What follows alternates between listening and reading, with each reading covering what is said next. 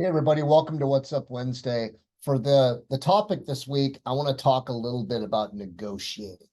This came up a couple times in the last week, and I was asked by a couple people for advice around negotiating something. Now, when we think about negotiation, I think the best way to look at it is you have a goal or an objective, something you want to accomplish, and you have to convince somebody else of your outcome of what you want. You need to convince somebody to agree with you.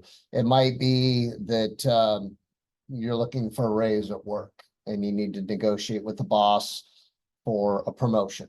It might be that you're negotiating a deal. You're in sales in some capacity and you're trying to negotiate some kind of a deal.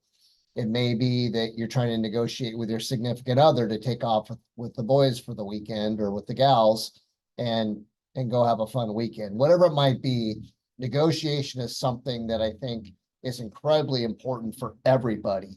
And we need to kind of learn how to negotiate properly. And I just wrote a blog on this the other day.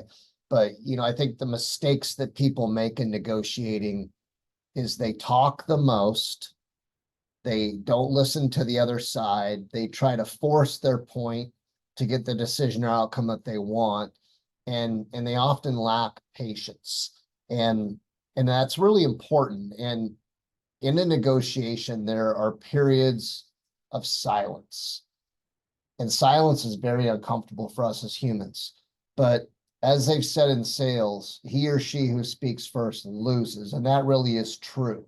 So I want to kind of cover some points. I read an article in Forbes just to kind of take a look at the steps or different tips for strong negotiating skills. So the first thing is learn to be an active listener. I think that when we look at a negotiation of any kind, to be successful, we actually have to listen more than we speak by a long shot. And I think it's important to take notes. Be prepared and take notes. If you're an active listener, instead of listening to speak, listen to understand. And if a point comes up that you want to address or refute or rebut, then you need to write it down so that you can come back to that. Secondly, it's really critical that we kind of align the stakeholder or stakeholders, depending on the situation, their success with our own. And as they always say, we have to focus on the WIFM, what's in it for me, with anybody. So, how is it going to benefit that person or that party to get the outcome that you're seeking? Thirdly, pace the negotiation stage. It's really important to kind of go through this discovery stage in a conversation where we're asking questions, we're trying to understand, we're kind of setting ourselves up to get to the point where we actually negotiate the outcome. It's important not to jump right into negotiation right away. That'll set the whole thing off in the wrong direction, and oftentimes it won't succeed. One really important thing to do is to practice having tough conversations.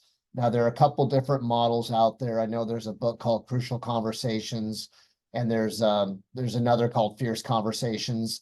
And I spent a lot of time on this topic years and years ago, and I had to practice a bunch to learn how to have tough conversations with people. Wouldn't say I'm an expert, but if you don't practice, it's kind of like shooting baskets if you like basketball. If you don't shoot baskets, if you don't practice, you're not going to make very many. And if you don't practice having tough conversations, you're not going to be very good at it. Always apply a win-win paradigm. You got to find, again, the what's in it for me with the other party. What's the win for them? What's the win for you? How do those two connect? Deliver beyond just short-term needs. What is the long-term benefit? Oftentimes in sales, we look at price and we look at value. What is the long-term value? Now, if you're trying to get a weekend away with the guys, maybe the long-term value is your wife gets to go on a spa weekend with the girls, whatever that might look like. So, focus on the short term more than just the short-term needs, and start from a place of empathy.